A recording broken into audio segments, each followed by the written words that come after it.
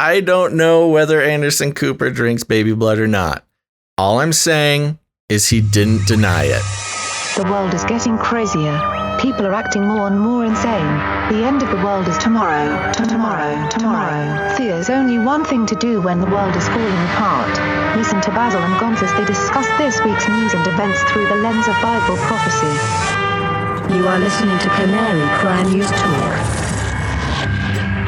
You're listening to Canary Cry News Talk. Today is February 1st, 2021. This is episode 294.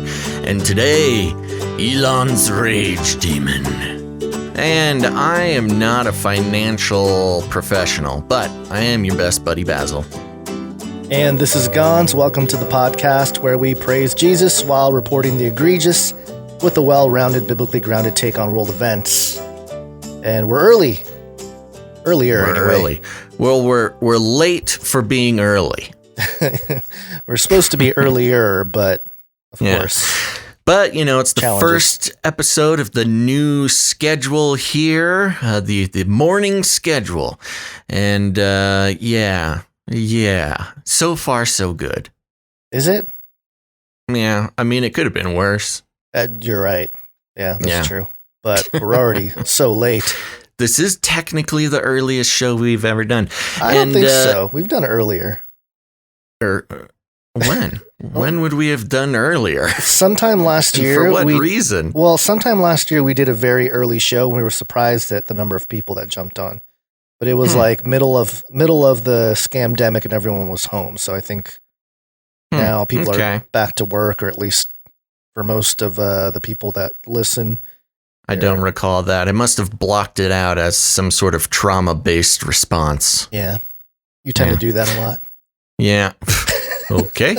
Another thing that made that a little difficult. I think I was nervous about doing the morning show because I couldn't fall asleep until 2:30. Oh, okay. Well, that's about when I start fading out too anyway. And doing but you didn't but the joke, my funny joke though, 2:30. Because my tooth still hurts. Oh, yes. Thank you to everybody who had all sorts of nice suggestions for my toothache, but I do have a dentist appointment now. I tried the oil pulling. That is an interesting experience. So far hasn't helped me out, but I appreciate all of the concern and the advice. Did you try my suggestion? Inject bleach? No, I did not try that one yet. Just wash your mouth out with bleach. That doesn't sound safe. All right. Well, how you doing? What's going on with you? Oh, before we get the show started here, I just want to remind everybody, if you're watching on YouTube or some other streaming service, go ahead and hit the like button, subscribe, and turn on notifications. Like, subscribe, bell button, all. Like, subscribe, bell button, all. Thank you very much. We will be harnessing the power of the algorithms to share the show around, much like Redditors in the stock market. Oh, yeah. So the first thing that I wanted to just bring up briefly before we jump into the Flippy update is the silver short squeeze. Mm-hmm. And I'm not going to necessarily dive in too deep because we're planning to, at least maybe either today or later this week, to have David, the silver guru, David Morgan, to jump on with us for a few minutes. And I've been texting back and forth with him. And it was actually funny. I texted him yesterday and I was like, "Is your phone blowing up?" Smiley face. And he didn't answer me for like 2 or 3 hours. And then he said, "Yes, my phone is exploding." So, a lot of silver talk over the weekend. Mm-hmm. Because of the planned short squeeze to try to raise the price of silver. For those of you who are unfamiliar, silver is one of the most highly suppressed and manipulated assets in terms of the price. Mm-hmm.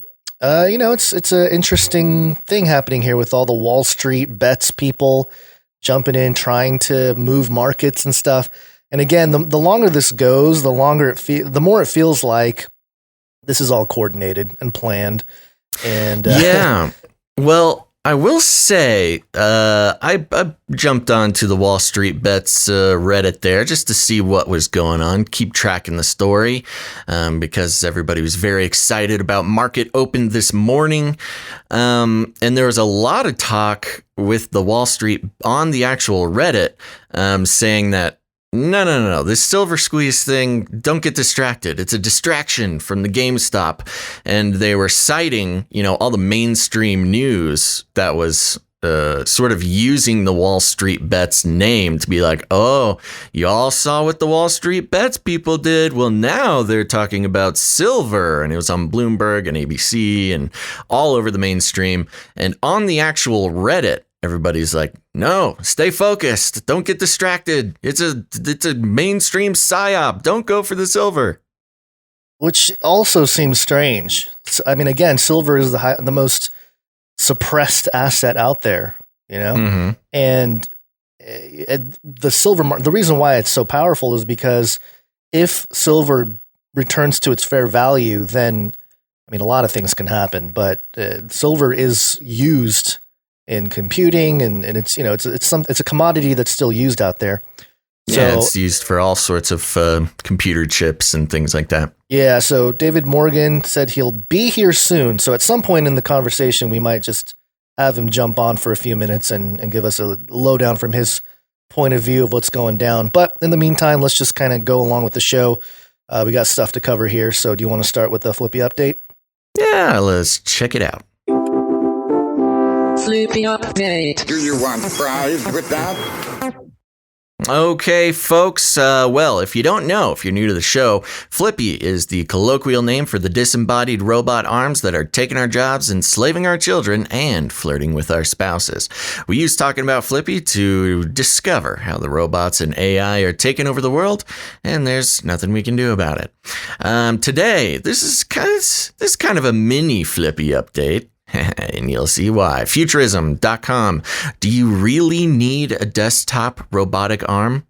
Yes, obviously you do. Finding a good hobby can be a great way to de-stress, unwind, and decompress while simultaneously learning new skills and making yourself a more well-rounded and interesting person.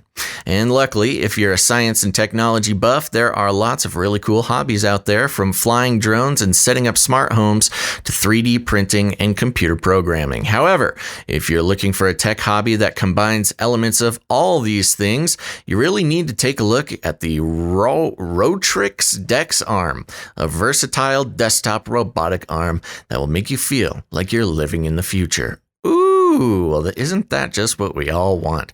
The Dex Arm is a robotic arm that runs on open source software and features interchangeable modules, which allow it to function as a 3D printer, a laser engraver, a cutter, a pen plotter, and even an AI assistant robot. The Dex Arm is precise, down to 50 microns. Its 3D printing module can print using a number of versatile materials, including PLA, TPU, wood, and carbon fiber. Its laser engraving and cutting module lets you engrave, etch, and cut on materials like cardboard, wood, and ceramics. Its pen holder module can draw everything from schematics to custom illustrations. And its soft gripper and air picker modules let you create all sort of custom tasks. Unlike other 3D printers, the Dex Arm has a huge working range, blah, blah, blah. What does it all mean? It means you can use the Dex Arm to create and do almost anything you can imagine. Invent and print custom designed gadgets, create stunning one-of-a-kind illustrations, blah, blah, blah. Basically, we've got little tiny baby Flippy is coming to the market, and yes, even you can use Flippy so it can do all sorts of things: engrave, 3D print, illustrate, use a pen, all sorts of interesting things. And I thought this was very reminiscent of, it's very Star Trek-y, with the matter, I forget what they call it, but, with the click of a button, you can create any object or do anything. And this is at a consumer level. So anybody can purchase this and put this on your desk. And it's kind of an all-in-one virtual assistant and creating center.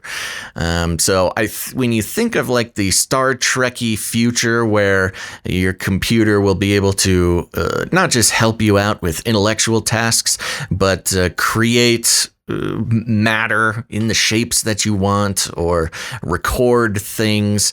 I think this is kind of the first step into that. And it's so tiny and cute, like the Flippy we've all been wanting.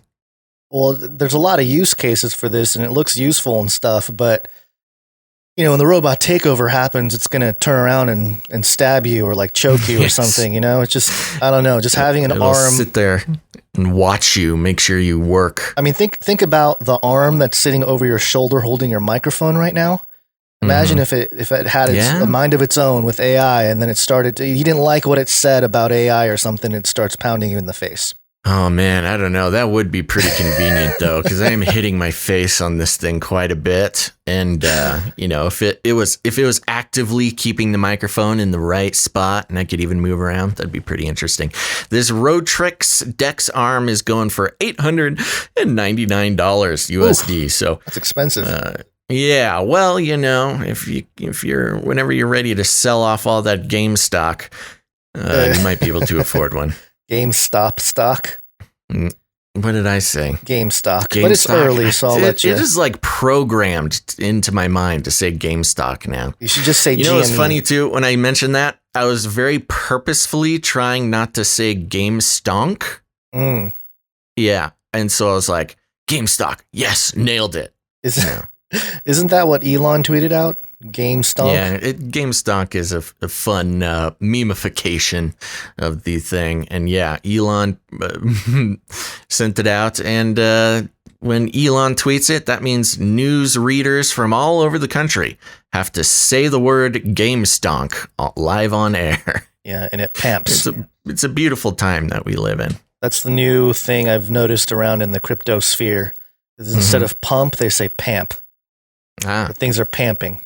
Yeah, all those internet people and their funky words.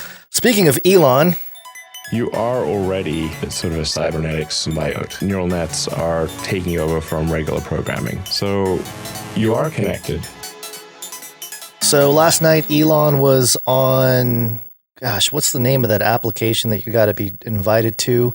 Clubhouse. Have you ever heard of Clubhouse? Yeah, I've heard it talked about. All I can think of is that Disney Clubhouse song. Anyway, so Elon was on, and I was listening late night, checking it out, see what he was talking about. And a couple things jumped out at me. The first one, he was asked about, how he became who he is and all this kind of stuff. And his answer was very interesting. I'm going to play it for you here. It's about 1:20. You'll hear the question and then Elon answer. Here you are with, so many companies that you've created that I can't even list them off the top of my head. Why doesn't the world have, and this doesn't mean to sound, psychopathic, but why doesn't the world have more Elon Musks? Well, I don't know. I might be getting too much credit here. For me, these things I've done have been because I felt a strong compulsion to do them. So it's not like nobody was pushing me to do it, but it was just like I felt a strong compulsion to do them.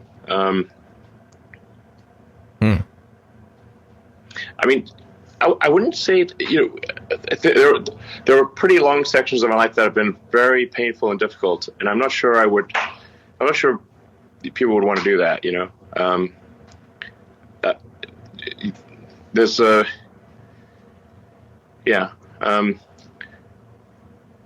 wow.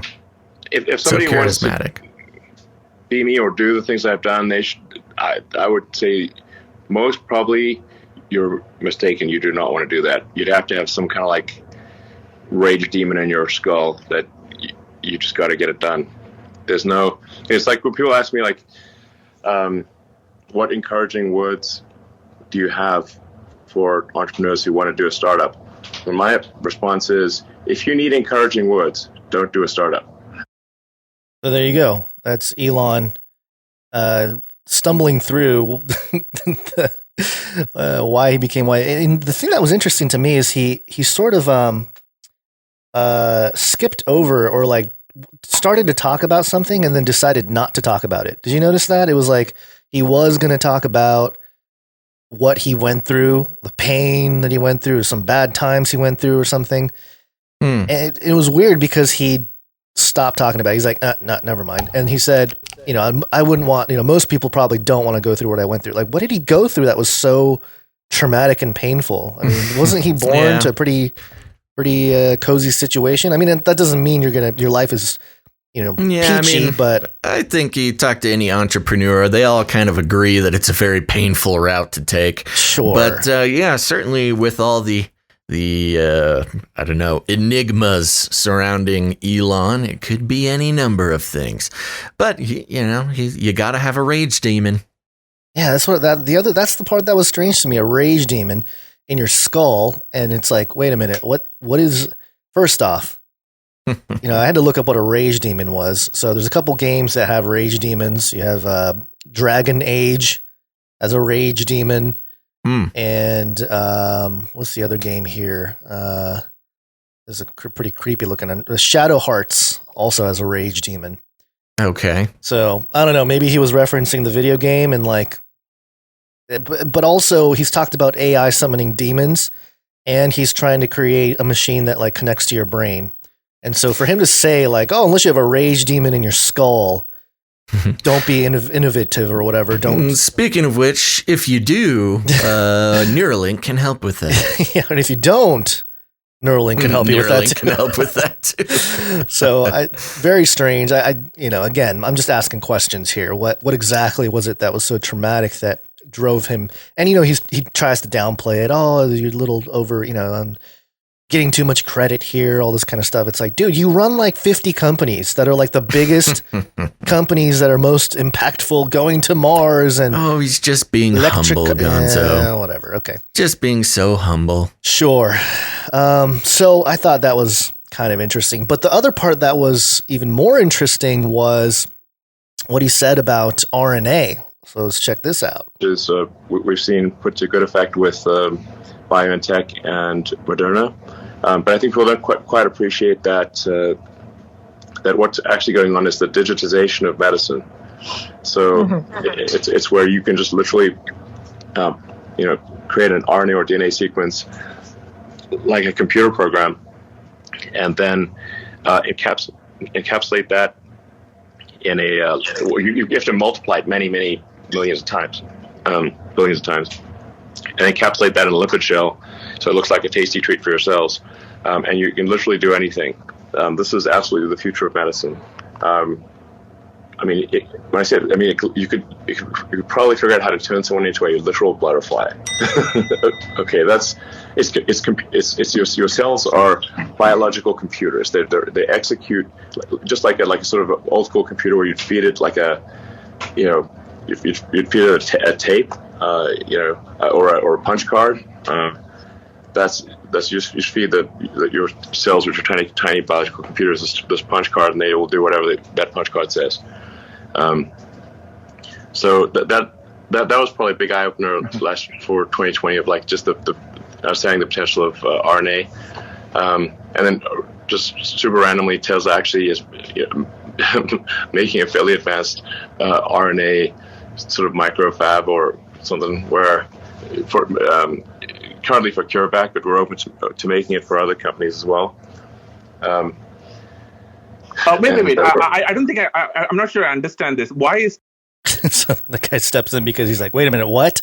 Yeah, this is, it always astounds me hearing Elon talk. He's not that easy to listen to. No, but everyone sits on the edge of their seat because he's Elon. He's like, I zoned out like 3 times during that whole time. It's just like hard to stay focused on what he's saying because of all the syncopation and the vocal pauses, things like that. So what exactly was he saying there, Gon? So first off, he said that RNA, the technology, you can wrap up, you can sort of print DNA strands, multiply it millions of times, put it in a gel capsule or some kind of he calls it a tasty treat. Okay. Take it in, eat it, and then you can just change biologically, literally to the point where you can turn yourself into a butterfly. And why butterfly? Project Monarch? ? Oh, okay. But then he's talking about the digitization of medicine. And then he goes into how Tesla he actually has an RNA. He calls it a FAC, I think, like a factory. He's printing RNA with Tesla. Right. Did you already know this? Oh, with Tesla? No. Okay. No. Yeah, like the car Tesla, the company. Yes, the car company. He's basically developing vaccines or helping develop vaccines for CureVac. So you go to CureVac.com. They have the CVN-CoV mRNA-based vaccine candidate against COVID-19. And Tesla is printing the RNA, the mRNA, for this vaccine. Yeah, pretty crazy. And he goes on to explain how the reason why is because Tesla bought up some company and they were trying to continue production of some stuff. And it's like, why is Tesla buying up like molecule genetic printing companies and stuff? Anyway, so there's a lot of just weirdness going on with that. And I just thought it was some interesting tidbits because I don't think he's ever announced publicly, or maybe he has, I don't know, that Tesla is behind printing mRNA for vaccines, number one. And number two, I think he's talked a little bit about the digitization of medicine, but this idea that RNA can, in the future, be, printed, put in a tasty treat, you eat it, and you can do whatever you want to your biology because we're just, cybernetic organisms. Okay. Well, sounds like something he'd get involved with. He's kind of ADHD with that kind of thing. And yeah, with Tesla getting into medical devices or whatever, he tends to do this a lot, I believe at one point SpaceX was actually I believe it started within the Tesla infrastructure and then was brought out of it into its own thing. It's almost like he uses Tesla as a little cocoon to see if an idea will work, and then he spins it out into another entity. Into a butterfly. A monarch butterfly. It's all coming together. Yeah. So those are some of the things that I noticed from the Elon talk. So hence Elon Rage Demon.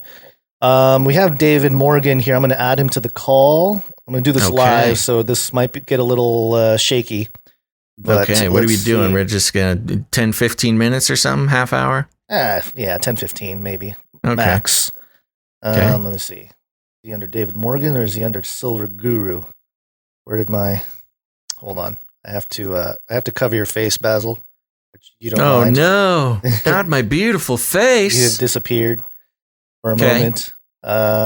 David Morgan, you'd know from, I don't remember what episode number, but he was on Canary Cry Radio. It wasn't that long ago. Yeah, not too long ago. Let's add him to the call and see what happens. Dun-um, doing some live stuff. Bringing on a guest.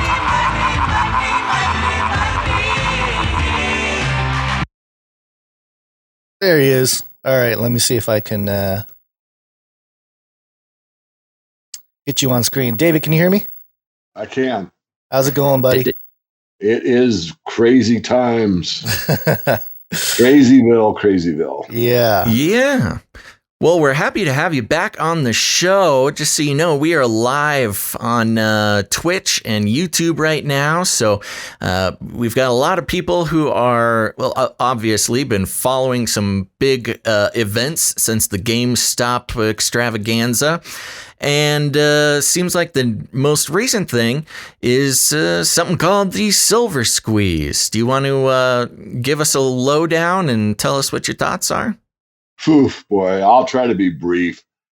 The real Silver Squeeze that's, well known is the Hunt brothers. And what's interesting about that whole story is that the Hunts bought a great deal of physical silver. They also were in the futures market, but they bought a lot of their silver sub $10. And of course, most people that know the silver story know it did temporarily go to 50 intraday. And that was sort of the end of the whole thing because the exchange said, you can only sell, you cannot buy silver. And that took it down. So that was the real squeeze. This one, I'm not saying isn't real. It appears to have every aspect of the Hunt brothers anew, because one thing, it's a global market this time. It's not a couple Texans knowing what happens with a depreciating currency and a reneging of the contract that the U.S. made with everybody else, saying our dollar's as good as gold. So we've got, it's basically the people, word of mouth through the internet with social media, and a lot of the, let's say, more obtrusive sites that are not mandated by Big Brother looking over our shoulders. So a fancy way of saying what I said. So I'm enthused about it, but I'm not going to go over the top yet. I'm a big believer in, show me, don't tell me. I've seen a lot. The retail dealers have had massive amounts of silver bought on Friday and Saturday of this week or last week. And the SLV had one of probably the biggest days ever with like over 30 million ounces. So it started. Whether or not there's enough follow through and how far it's going to go and how long it's going to last, I don't know. But we've got a good start to it. I'll say that. Yeah. And for those who might not quite understand silver and how it's purchased or traded, are we talking about physical silver getting delivered to your house, or is this some sort of paper silver, some sort of stock or asset class? What are we looking at here? Just very briefly, if you look at the GameStop situation, I'm sure there's plenty of people that have written very accurately about it. You'll see how a short squeeze happens in a stock. Now we're talking a commodity.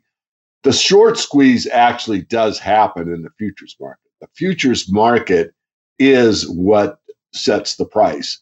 And when we talk silver, we're talking commercial bar silver. In other words, it's not what you're paying for a U.S. silver coin or a Canadian silver coin, or even a bar of silver, 1 ounce bar like this. I'm talking about a commercial bar, which is roughly 1,000 ounces. That's the commercial grade silver. Oh, now, wow. It happens in the futures market when there's a lot of buying pressure, and the shorts that in a lot of cases don't have the silver to back up their potential delivery get scared and say, you know what, I don't want to take on any more risk. I'm buying back my position for fiat, funny money fiat, to absolve myself of this contractual obligation that I entered into. So in other words, it's sort of like a tug of war with a rope, one side pulling against the other, and the side that's pulling, that's starting to get overwhelmed by the amount of people buying, takes them on and they kind of let go of the rope. Let go of the rope, meaning I'm cashing out at a loss, I'm giving up. Now, we haven't seen that happen in a dramatic way for some time. It did take place in 2011. We saw a parabolic move in the silver market. And what the exchange did is what they've done in the past to other commodities as well. I want to be fair. And they increased the margin requirement. So if you're on leverage, you put up $1,000 to control $5,000 worth of silver. Every dollar that moves up, you're getting 5 times, bang for your buck.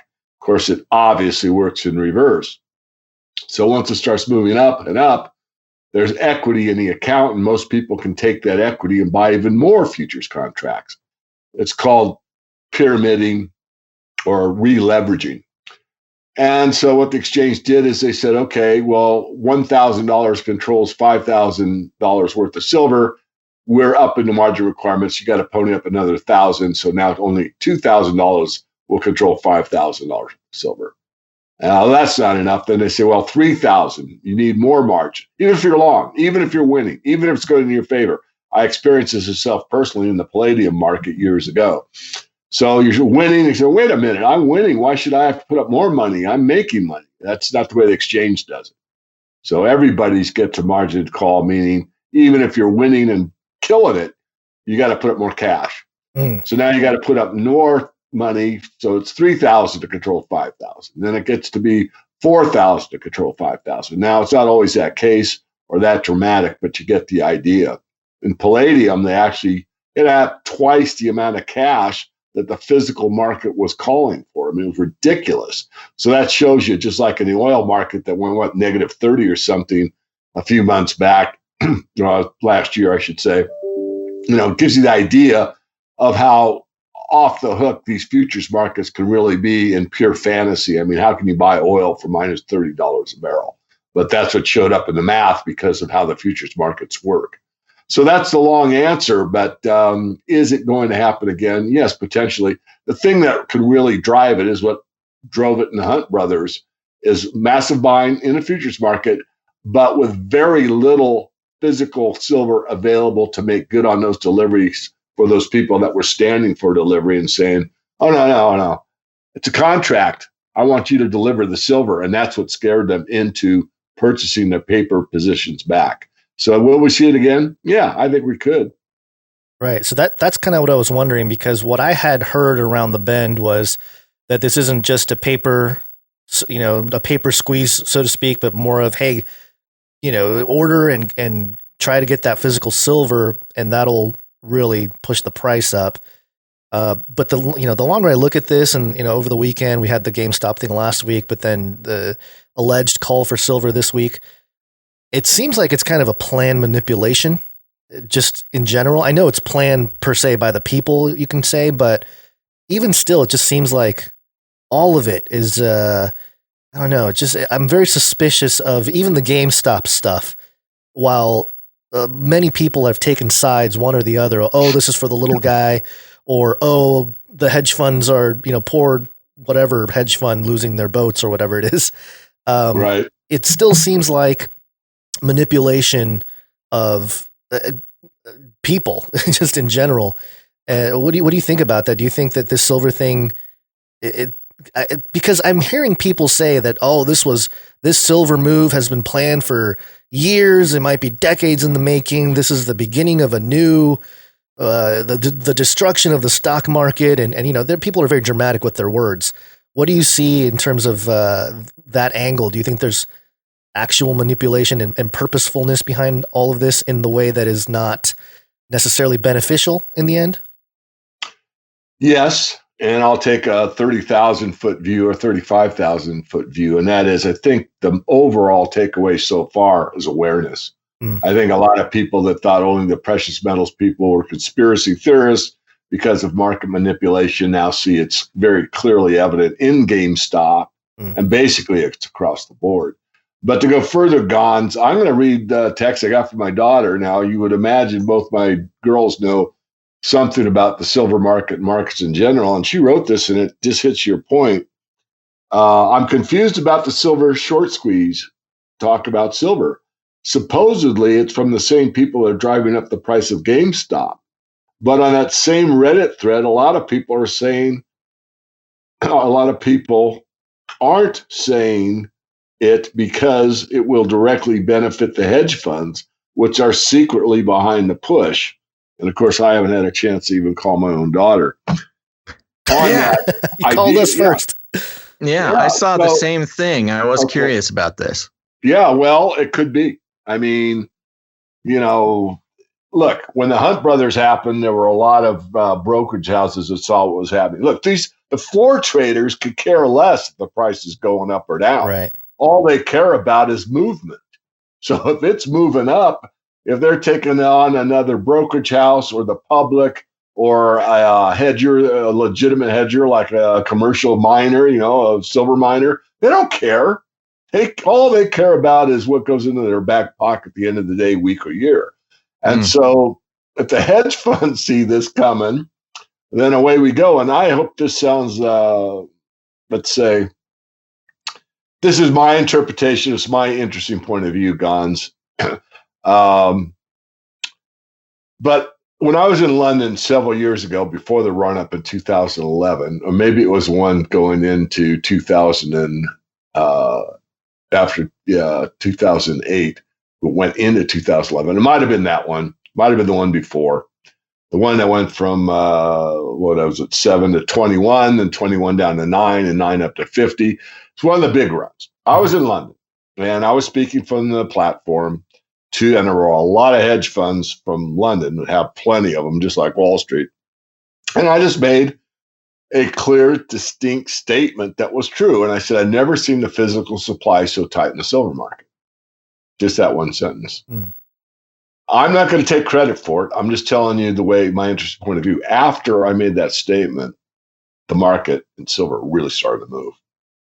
So, and again, those guys have not got a philosophical bent to honest money, honesty in the system. Basically what I've lived I feel is my moral obligation, my duty, my calling. None of that. It's purely about, again, how much you put in your back pocket as quickly as possible in most cases. But that idea was that, well, now, these guys might have been short for years on silver, making the contango, making the spread between the interest rates and what the public doesn't know, because the public's always long on almost anything, stocks or futures. So there's that. I think that there is a lot to what you said, Basil and Gons. I think we've got to look at both sides. And I think if you look at GameStop, I haven't really investigated very much, so this is hearsay. But I think BlackRock, which is one of the biggest hedge funds out there, actually went along with the people and made money by going long on this short squeeze. Look, it's an opportunity. It's dramatic. So, yes, let's look at both sides. Let's talk about it. So thanks for bringing that up. So who has the biggest supply of silver out there? Because they would obviously if there's a physical demand that rises, then obviously the people that have the most silver can sell. And I mean, they don't necessarily have to give away all their silver, but presumably they benefit if the price goes up. Yeah, great. Another great question, and of course, being the silver guru, people think I know everything, and I don't. Are you the one with all the silver? Yeah, well, I was part of it. Well, there's rumors about JP Morgan having a massive position. I don't adhere to that, but many people do. I adhere to what's in the public domain. And what's in the public domain, I checked last week, Thursday or Friday, and all the registered category was 150 million ounces. And believe me, I don't have that much.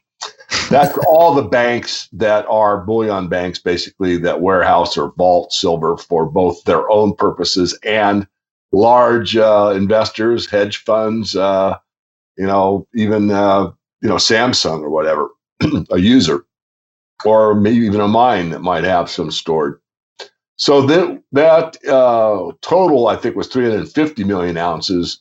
And out of that, only 150 million ounces was really in the dealer's hands.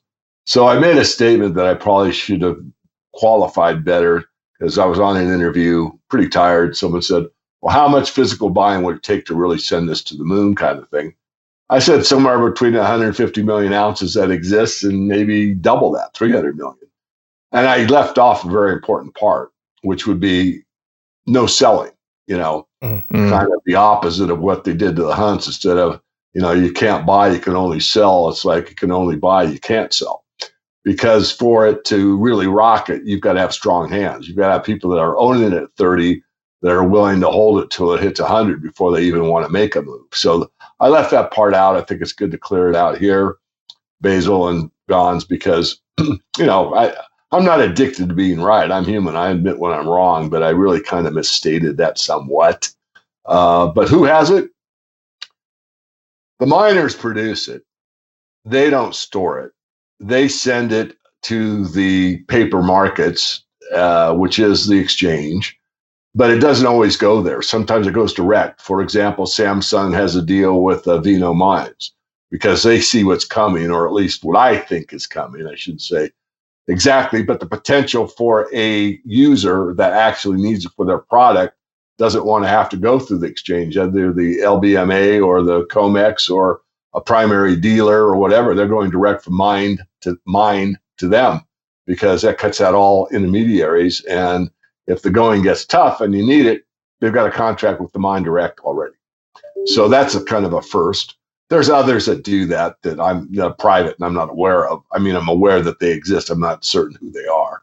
But the other part is it's mostly the bullion banks hold the physical silver, and they're the ones that have controlled or, let's say, managed this market for a very long time. They're superb at it. They're excellent. And they have the regulators on their side, not on our side, although they're supposedly on the public side. They're really not. So we get to the point of, will buying physical silver take out the this whole non-free market agenda? And the answer is enough. Yes, it would. Interesting. Yeah, we have people in the chat with a couple questions. One of them being, well, for a normal person trying to participate, is this worth trying to participate in? And secondly, where would be the best place to buy the kind of silver that would benefit from this movement here? Yeah, great. First of all, I'm not a registered investment advisor, so let's get that out there in the public domain. It's in our disclaimer. I don't say it often on interviews because people know who I am and what I do, but I just want this person to know that. So I have said for my private paid membership this morning, I made a new video. I do think / believe that buying at the $30 level, which is where we're at right now, is okay. Long term. That doesn't mean we won't be at 27 at the end of the week and some of these people who are highly leveraged get dumped. I don't see that, but the market knows more than I do.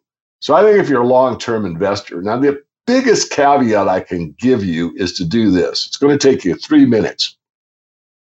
When you're on the net, type in 10 rules of silver investing, David Morgan. You're going to get a bunch of ads at the top for dealers. And scroll down until you see 10 Rules of Silver Investing by David Morgan and read those 10 rules. Rule number 1 is about buying silver. Rule number 10 is don't buy too much, and as long as you buy the right amount, which in most cases is like 10% of what your liquid net worth is, you're going to be fine.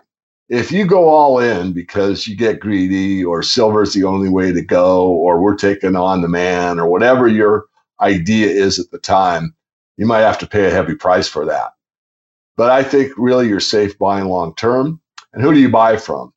Well, a dealer that's well known and trusted. I mean, I know most of all of the retail dealers that are well known on a first name basis. I've had dinner or lunch with most of them. So anyone that's been out there in a long time is safe. I do have a program that I'm affiliated with. It used to be called Silver Saver. That if you go to my blog, so you go to this morganreport.com, you get the landing page, which is sort of a sales pitch, and you can sign up for our free newsletter, which is definitely worth doing. But if you go up to the nav bar, the navigation bar, and you hit blog, look at that. And on the right-hand side, there's basically 3 advertisements. One is for it's called Load, which I am an investor in and an ambassador for. So I have a bias. One is for OwnX, which used to be called Silver Saver, which is basically a dollar cost averaging savings program. And I really like it. I've recommended it over the years, but I am affiliated with them. And then there's another one for big investors on how to get a gold return on your gold or silver return on your silver, which most people aren't in that category, but I have a following from all walks of life, from the, college student to the hedge fund manager. So there's those ads on the right side. No obligation. You can get on the OwnX site. It's a little tricky to sign up and not too hard. You can sign up and not buy an ounce. Just get on their newsletter, get some free information, make a decision. I like it because it instills discipline and a long-term perspective. So that's something you might consider. You don't want to do it. You want to just get more direct. Type in trusted silver dealers in the Google, Bing, Brave, whatever browser search engine you want to use. Pop them up. Almost anyone on the internet's legit. I'll leave it at that. I don't want to favor anybody. I have, relationships with a lot of different ones. And I usually give I try to match the customer with the dealer. In other words, if someone wants a certain product or whatever, I might, tell them goldsilver.com is a place to go. Use Mike Maloney. Or if there's something else, I might give them to, since I already used a dealer, I'll say Miles Franklin, Andy Scheckman, because that would be the best for the customer involved. So that's how I do it. I do my best for them as much as possible. Cool. All right. Well, we don't want to take up too much more of your time because you should probably, number one, respond to your daughter, but also I'm sure a lot of people are wanting to get you on to their shows and interview you and stuff. So we'll let you go, David. Thank you so much for jumping on. Where can people go to find your work? You bet, Gons. Just go to themorganreport.com, sign up for a free newsletter. If you don't want to, that's fine. Just go to the blog I mentioned at the top of the blog page. There is a nav bar. It's kind of skinny and kind of hard to see, at least at my age, but there are icons for Twitter, YouTube, LinkedIn, Facebook, everything that's out there. My team puts up whatever I do. So if you want to just go direct, go to the blog, go to the nav bar at the very top, click the LinkedIn icon or the Twitter icon, and you're right there right now. So I'll leave it at that. There we go. Sounds good. Thank you very much, David Morgan, the Silver Guru, for coming on the show, giving us a little bit of a perspective on what's going on in the world. Thank you. Bye-bye. Thanks, David. Okay, so there you go. Well, that was fun. That was a pretty smooth transition. That was our first live on and off guest during the show. So there we go. Success, Guns. Yeah, except I got to get you back into frame now for people watching because you jumped all over the place here. Hold on, let me get your... That's okay. While you do that, we've got some other stuff that we're going to be talking about here. Do you want to move into some new age news? Yeah, let's do that real quick here. We will launch a new age. Okay, so to kind of start us off here, we got something from computing.co.uk, and the headline is World Economic Forum launches Gaia to accelerate responsible AI adoption. Oh man, so many layers to what's going on here, Cons. I know, it's pretty ridiculous. So yeah, this website doesn't really say a whole lot on the news. It's like a headline. It just says World Economic Forum new platform will work to ensure that AI governance reflects best practices in data governance. So it's kind of like the World Economic Forum saying, hey, we will make sure AI will turn out goodly. And if you go to the worldeconomicforum.org, you see it there, Global AI Action Alliance. Now here's the thing that I was wondering. So I saw this thing, Gaia, a whole bunch of other outlets picked it up and said, oh, the World Economic Forum, they launched Gaia. They say Gaia, Gaia, Gaia. Well, it doesn't ever say Gaia on the actual World Economic Forum website. So I don't know if that's the actual acronym, because technically Global AI Action Alliance would be Gaia with 2 A's at the end. So got him. G-A-I-A-A. Well, regardless, I think it's interesting because, of course, if you know about Gaia, that is super new age. You can go to Gaia.com. It is one of the most new agey. The Earth Mother. The Earth Mother. Divine being, yeah. It's interesting how they're connecting the sort of future AI technology, technocalypse plan with Gaia, mixing it in with the sort of save our planet type of thing, which is not necessarily new, but and it's not necessarily surprising considering it's coming from the sort of great reset global agenda of the World Economic Forum. When looking into this, there's a lot of specifically Indian news sources talking about this. I know, that's why I was wondering.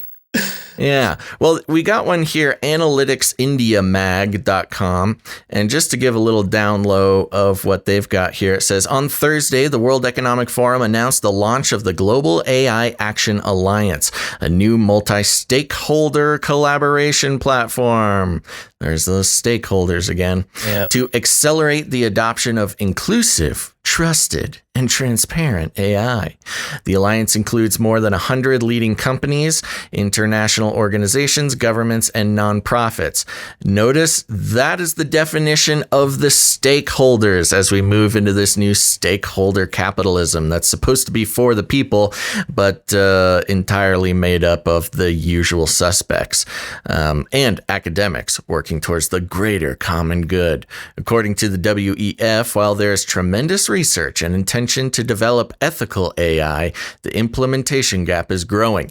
The Gaia members will work together to identify these gaps and implement the most promising tools to serve all sections of society, especially the historically underserved groups. So there's the connection, the emphasis coming from the World Economic Forum Agenda 30 meta plan, it seems. So yeah, just another channel for AI to be implemented globally.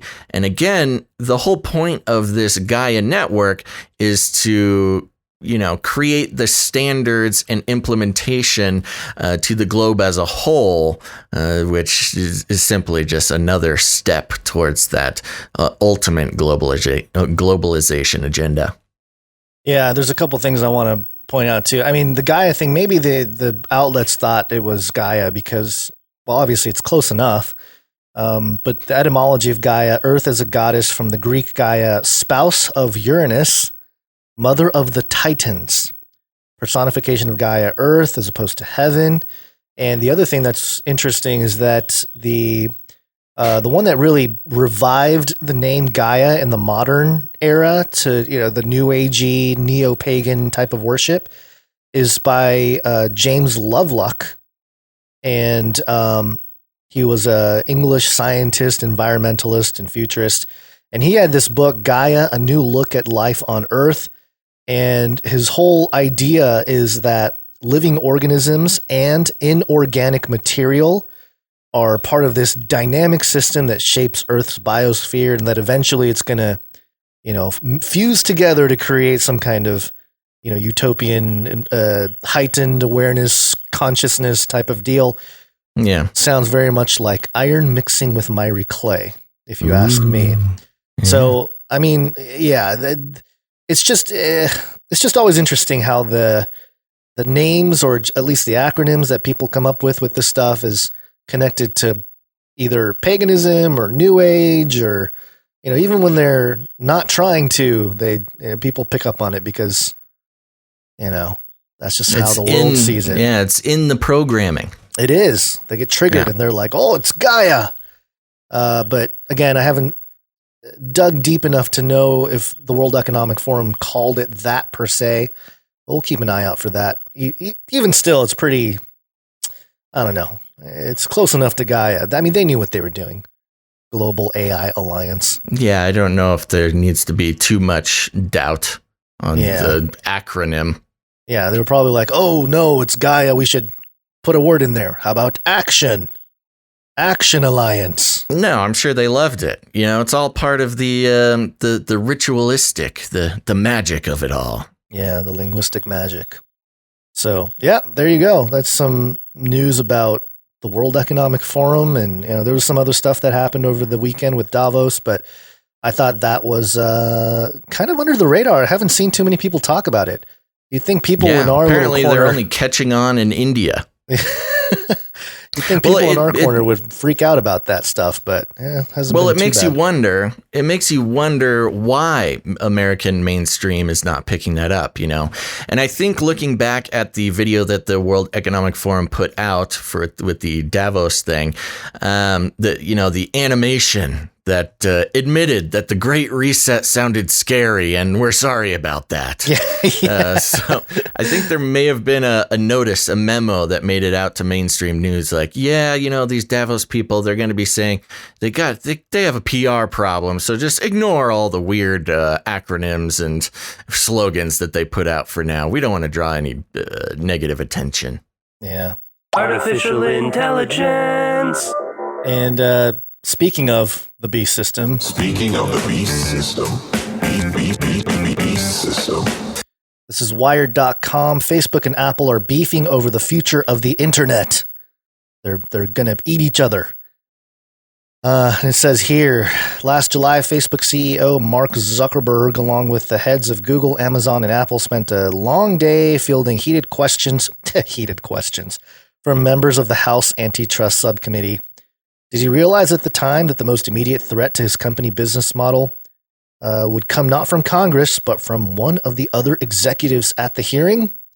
If he didn't, then he does now. On Thursday morning, Apple CEO Tim Cook gave a speech explaining his company's upcoming privacy changes, which will ban apps from sharing iPhone user behavior with third parties unless users give explicit consent.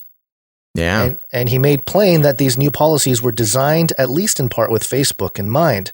Speaking as part of a conference convened for International Data Privacy Day, Cook excoriated the social media business model, which is based on monitoring people's behavior in order to target ads to them. Quote, "The fact is that an interconnected ecosystem of companies and data brokers, of purveyors of fake news and peddlers of division, of trackers and hucksters just looking to make a quick buck, is more present in our lives than it has ever been," he said. "Technology does not need vast troves of personal data stitched together across dozens of websites and apps in order to succeed." Cook didn't mention Facebook by name, but he didn't need to. It was perfectly clear who he had in mind when he posed rhetorical questions like, quote, "What are the consequences of seeing thousands of users join extremist groups and then perpetuating an algorithm that recommends even more?" It sounded like something out of the documentary The Social Dilemma. In fact, Cook used that exact phrase at one point. The two companies have traded barbs over privacy for years, blah, blah, blah, some history going back there. And let me go on here. So for Facebook, this would be bad because they make their money on selling your data. So if Apple's not providing that data, then that cuts off Facebook's supply of information or product, basically. It's their product chain. Well, we covered, we covered when the threats first started coming from Tim Cook and Apple. And Apple's been a very complicated, they had a really complicated relationship, not just with Silicon Valley, but with the people. And this is an interesting connection to the things like GameStop, where you have the people sort of becoming up in arms as they learn the truth about different parts of elite infrastructure and control mechanisms, whether it be the financial markets or big data or the data industrial complex.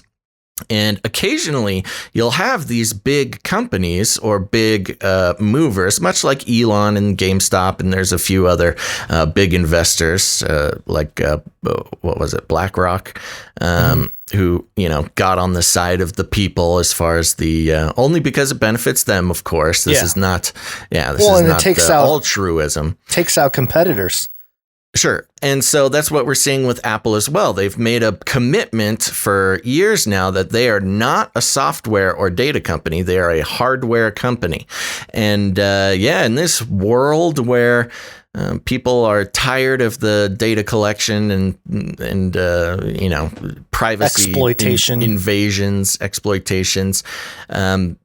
In this case, I think it's going to be good for Apple to take the side of the people, especially when the biggest competitors of Apple are Android and Android-based platforms, and Android being like the most egregious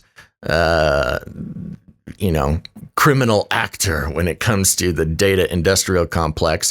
Now, for those who are picky and technical out there, yes, we realize it is not Android per se, but Google using the Android platform. But still, this definitely gets Apple some points to not only disconnect itself from the big data infrastructure, but to also block the big evil companies that we're all upset with. It's very interesting. It's another part of this power struggle between big companies acting as if they were nation states. This Apple versus Facebook kind of has it's like a Cold War Apple reminiscent nationalism. It's reminiscent to the US and China Cold War or something like that. Yeah, and people are very patriotic about Apple or, different products that they prefer to use. So it's just very interesting to watch this all happen. Yeah, and the part that is still not answered with this is there's of course Apple's trying to say like, oh, we're not going to do anything like that to you, like sell to third parties. But could Apple benefit from all that data being collected? I mean, I guess he's trying to say that we don't need to collect that data. Yeah, and that's sort they of. Don't. They don't, but also when it comes to Apple Maps and and Safari and things like that, they have made a commitment to not collecting your data. Well, that's what they say. Okay. Do you have proof otherwise? No, I don't. But is there proof? I mean, it's one of those things you can't 100% prove either way. But they have. I guess people. The way that Apple was getting most of its data and using it as a commodity was through the App Store, but that's exactly what Tim Cook is talking about right now. They're blocking permissions through the App Store that takes away the permission of Facebook and other apps to do the data collection. And their business is hardware. Once the word gets out, even though their hardware is, some would say it's overpriced, but if that them as a company are committing to not participate in the data industrial complex. And I'm just talking from their perspective. I think they're assessing that they will be able to sell many more super expensive phones for people who care enough about their data being collected and sold. Yeah. Well, even the article at the end here, quoting Tim Cook saying that, Apple's privacy shifts as a blow against the forces undermining democracy. It says here, the irony is that Apple helped make this theory of technology possible in the first place with the introduction of the iPhone before people started carrying internet-connected computers with them everywhere they went. There were much lower limits both on how much surveillance was possible and how much attention companies could monetize. The practice of targeting ads based on invasive user tracking has fueled the internet economy for a decade. Now Apple's trying to kill the monster it helped create. Expect the monster to keep fighting back. So, yeah, I mean, good on Apple, but also, I don't know. It just seems like there are better ways because obviously this is like a marketing move too. They don't want to lose their loyal people, especially in this turmoil of the internet in general with a lot of what has happened in the last couple months with social media platforms. People are noticing that, didn't they block Parler on their app store when that whole thing was going down? I don't recall. I know that the Google Play Store did. Yeah, let me check. It wouldn't surprise me if Apple did. I'm not saying they're a golden child or an angel. Yeah, why are you saying they're a golden child?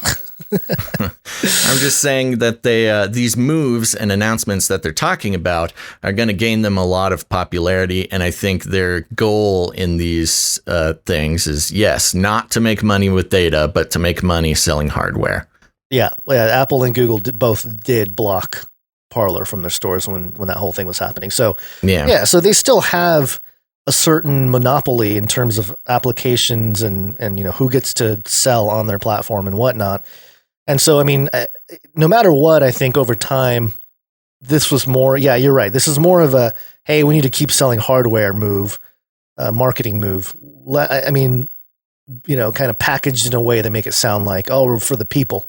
And, in some ways they are, but also they're a company that needs to sell physical objects. So you got to take it for, with a little grain of salt there. But yeah, just something to keep in mind there. The data industrial complex, and it's just ironic, Hey, we're going down with the data industrial complex. Buy our stuff that allows for the data industrial complex to flourish, but also Not down anymore. with them. Not anymore. Yeah. That's what they're saying. Yeah. All right. Okay, let's move on because we're running out of time here. Yeah. Cause I'm DNA. All right. So this is Quick. This is what? I was just going to say we got a quick little clip here, huh? Yeah. This is from 60 Minutes, the TV show that everybody loves and watches on mainstream news, ABC. Oh, hold on. I failed. Let me try again. 60 Minutes. Sometimes Americans or people on the globe don't even know their value or their DNA, that it even has value. But it's your single sole identifier of everything about you as a human being. Bill Evanina just stepped down as the top counterintelligence official at the Directorate of National Intelligence. I'm a victim of identity theft. I can get a new Visa or Amex. You get my genetic identity, I don't have a backup. That's correct. So it's your past and your future as well as your children's future. So in recent years, millions of Americans have given away their DNA for ancestry searches. Is that risky? It's very risky, and I think the unknown is probably the riskiest part.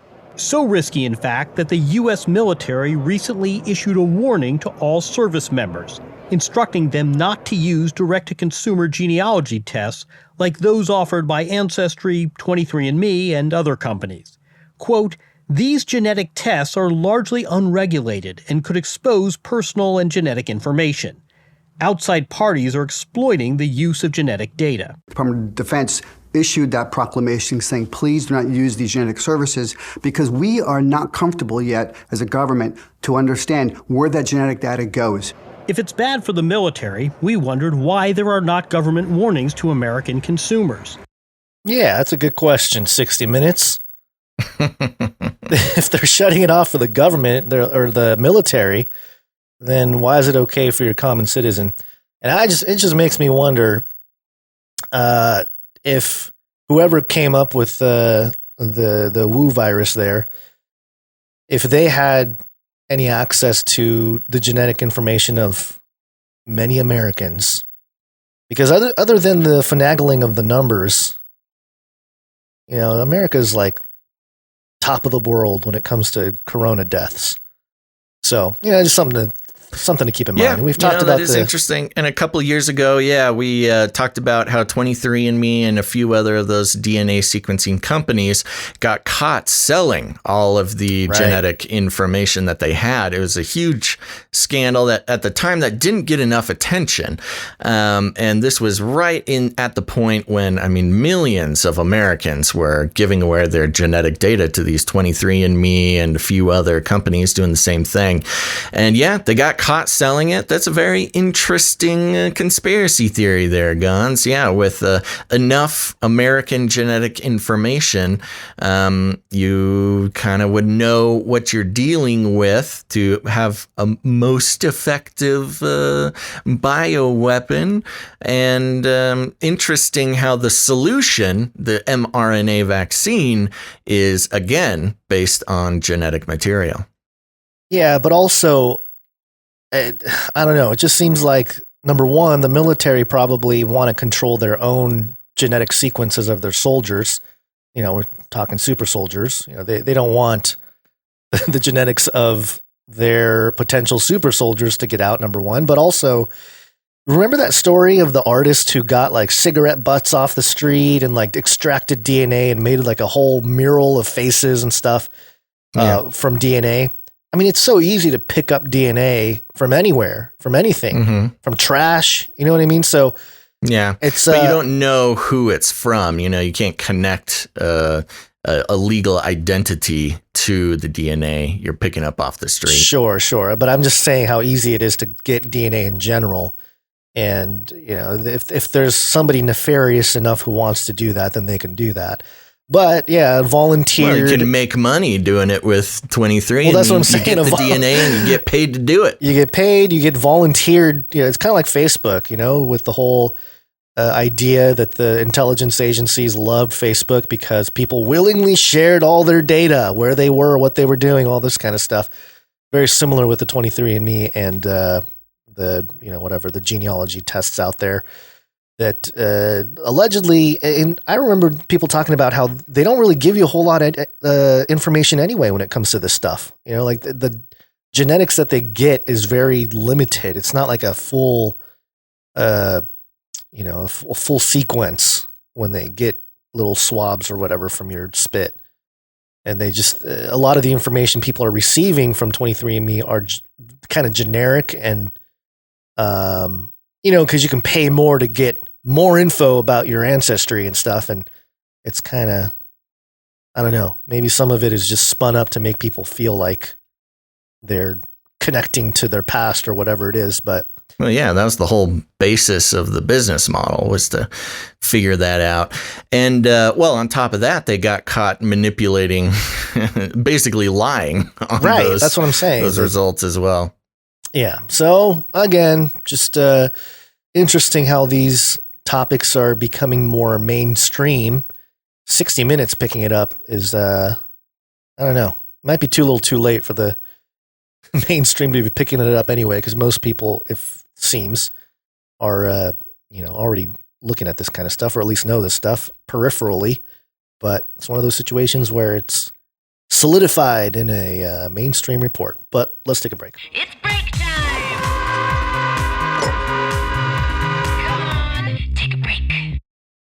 Okay, folks, we're going to take a quick break, but stick around. We're running a little short on time, so I don't know which after break stories we're going to hit, but we definitely have some vaccine pandemic COVID-19 options, things to look at, as well as some politics.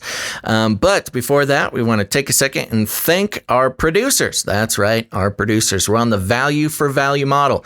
You'll notice we don't do any advertisings, and I've got a lot of things to say about that, but I think Tim Cook said a lot of it for us this episode. And basically, the point is we are not beholden to any corporate money. That includes even monetized YouTube channels or something. We get nothing except for the support of our producers. And that's exactly what you are, producers. If you are helping pay to get a piece of media created, you're not just a charitable person or a donor, you are a producer of that piece of media. And so today we want to thank a few of our producers that came in for this episode of Canary Cry News Talk, episode 294. And for those who don't know, we do have a Patreon, patreon.com/CCNT for Canary Cry News Talk, patreon.com/CCNT. That's an easy way to become a producer of the show. But since last episode, we have no new producers coming in on the Patreon. But do not fret. We do have canarycryradio.com/support. canarycryradio.com/support. That's right. canarycryradio.com/support is a great place to become a producer of the show. Again, with the value for value model, we create as much value as we can 3 times a week. And if you get any value out of what we do, you have the opportunity to put some value back in. And that's how the system works. And it's been working. And if it keeps working, we'll keep doing the show. And over there on canarycryradio.com/support, we have PayPal options. You can sign up for a monthly producership there to help us lay down a solid foundation of support for the show. Or if commitment is not your thing, you can go ahead and make a producership in any amount for a one-time deal. And Gons, who do we have coming in on the PayPal? Oh, there's also cryptocurrency and stuff like that, if that's what you're into. Okay, who do we have coming in, Gons? Silver, too. Give us silver. Over on PayPal, we have producer Rachel coming in. Thank you, producer Rachel. Thank you very much, producer Rachel. We also have producer Julie. Hey, producer Julie. Thank you very much. Are we not putting last initials on these anymore? Oh, sorry. I guess okay. I was kind of in a rush this morning trying to get everything ready.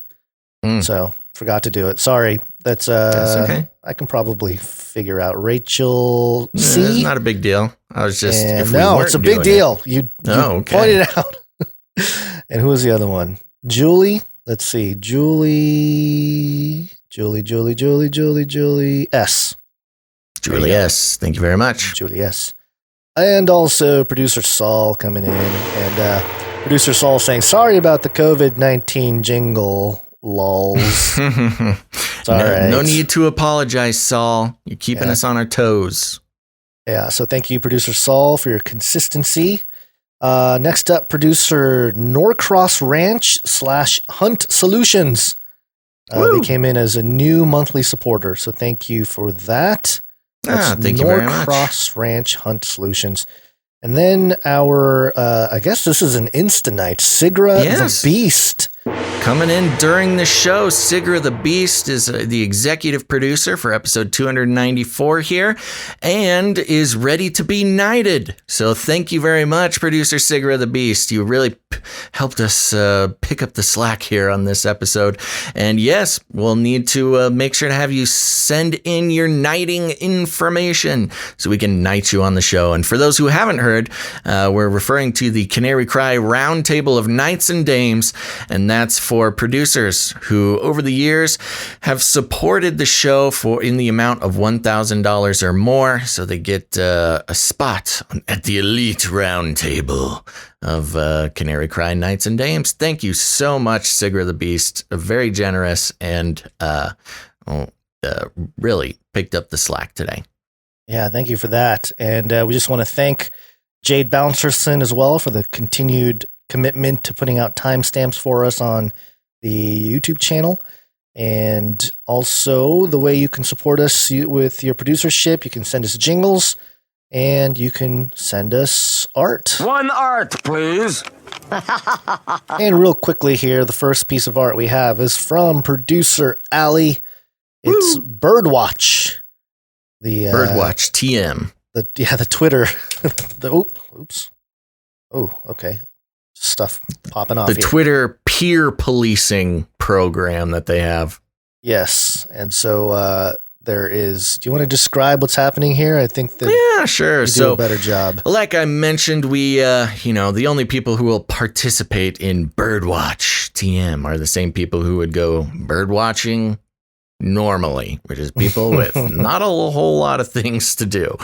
And so we have a picture here. There's a nice quail holding up a sign that says COVID is a lie, all spelled wrong because I guess quails can't spell. Yeah.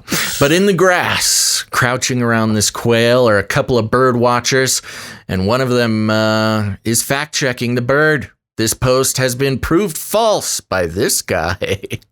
So thank you very much. Oh, and yes, on the description here, Birdwatch TM, no disinformation, no misinformation, or no information. So nothing at all. Thanks to Birdwatch disinfo, TM. No misinfo, just no info. No info at all. Nothing at all. Thank you very much, producer Allie. Always a pleasure, and your consistency is impressive. Yes, thank you for that. And next up, we have producer Grace. She came in with a couple pieces of art here. This first one is it's got I don't know. Oh wait, it's got. Which one do I read first here? Okay, so your quote on a flapjack, and it says it's got the Democrats feeling like a flapjack. Which you weren't sure if that means anything, but it sounded right. And the flippy arm, flipping the flapjack. Yes, Flippy is helping the Democrats out there. Very clever. And also the other one here, I'm trying to get the full thing in the image here. The internet is turning against the elites. This was from episode 272 on Wednesday, so a little throwback there. Is that yes? You got something to say? You got nothing to say about it?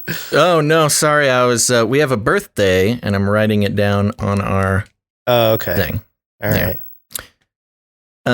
Yes, the internet is turning against the elites. I don't know if that's totally true, but it felt true at the moment. And this was regarding GameStop, and that whole thing.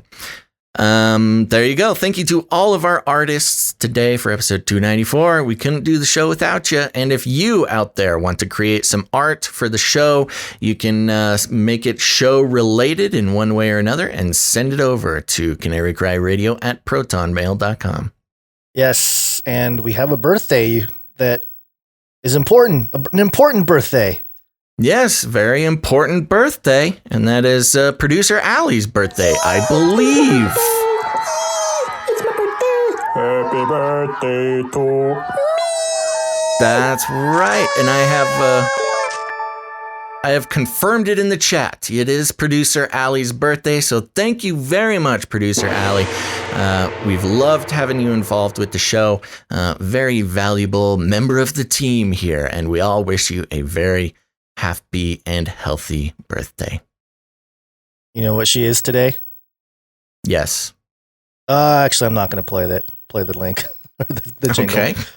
Yeah. Wasn't good. It wasn't good. It might have been taken the wrong way. So, happy birthday, Allie. Yeah. Hallelujah.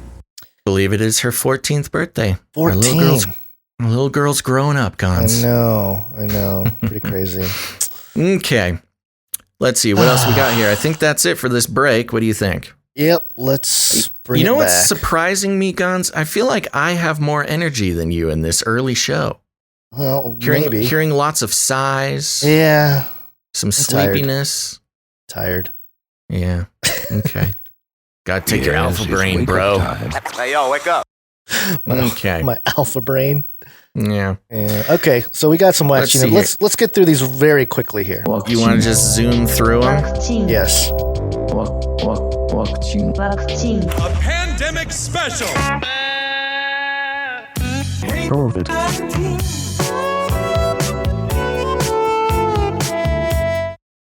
And that was for producer Saul there at the end. We found it, Saul. This first one, MIT Technology Review. What went wrong with America's $44 million vaccine data system? The CDC ordered software that was meant to manage the vaccine rollout. Instead, it has been plagued by problems and abandoned by most states. Classic.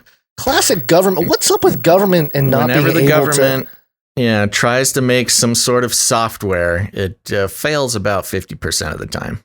It just reminds me of the Obamacare website. Remember Obama's like, got a website, everybody go to the website, and it like failed. People, famous example. Yeah. So anyway, that's not surprising, but goes to show that this whole thing is just one big farce.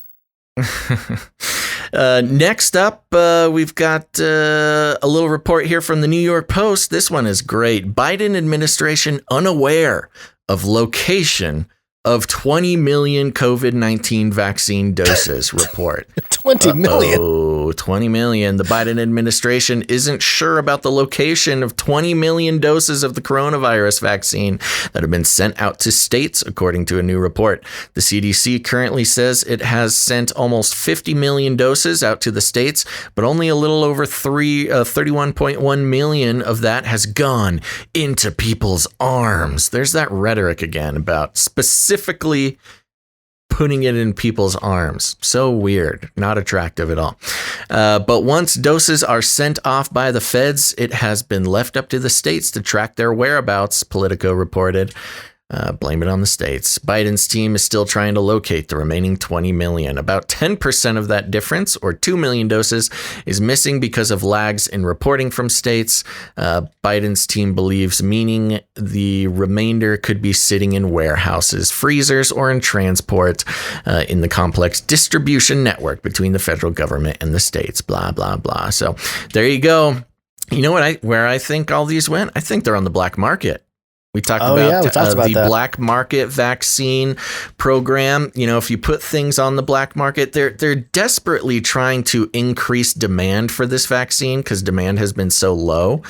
And one way to do that is to do it on the black market. It creates scarcity and demand amongst those who might not want to get it in a traditional manner. So there you go, Biden black market vaccine dealer. Yeah, and they asked Tsoukalos where he thought the vaccine might have gone, and he said aliens. Let's move on. Okay. Oh, I'm getting a paywall here. Great. Let me see if I got it here. Dun, da, da, da. I think I'm in. I've hacked in the mainframe.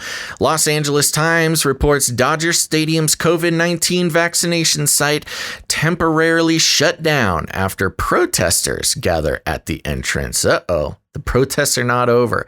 Dodger Stadium's mass COVID-19 vaccination site was temporarily shut down Saturday afternoon when about 50 protesters gathered at the entrance, frustrating hundreds of motorists who had been waiting in line for hours. The Los Angeles Fire Department closed the entrance to the stadium, one of the largest vaccination sites in the country, for about an hour, starting just before 2 p.m. as a precaution. Officials said several LAPD officers also responded to the scene. A spokeswoman for the department said no arrests were made. And there you go. So protests popping up at these what do they call them? Not super spreader, vaccination super sites super is what sites, they're calling them. Yeah. Super centers. Yeah. Yeah. It's just we're going to see more protests, but of course, social media was taking the interesting angle of like, black man stands on the street and the cops arrest him for no reason, but these anti-vaxxers are allowed to roam in front of racist anti-vaxxers. Yeah. So it's just all one big conglomerate, bad people that we need to silence. Mm-hmm. More example of that. We're trying to get healthy we're trying to get vaccinated. But what's interesting?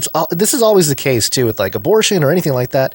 When people protest, they're always trying to not always. I would say a lot of times it's if you look into why people are there, it's for like a greater good type of mentality or angle that they're trying to promote.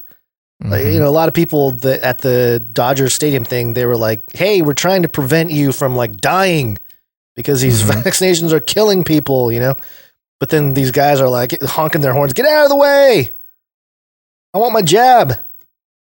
So yeah, it's just funny how the ideologies not on the same page. All the ideologies clashing, just becoming more apparent on the streets here. Of course. But just real quick before we move on, I mean, it's interesting to see how these super sites, they keep shutting down. They're trying to vaccinate so many people, but they keep shutting down because it's such a logistical nightmare. And people keep getting sick from the vaccine. So, all right, what's next? Okay, so next up, this is from phillyvoice.com. Rutgers professor who led development of COVID-19 saliva test dies at 51. The saliva test has been an interesting thing. Yeah, it says here, Rutgers research professor who helped develop the coronavirus test that could detect the presence of the virus using a sample of a person's saliva died unexpectedly Saturday. Saturday.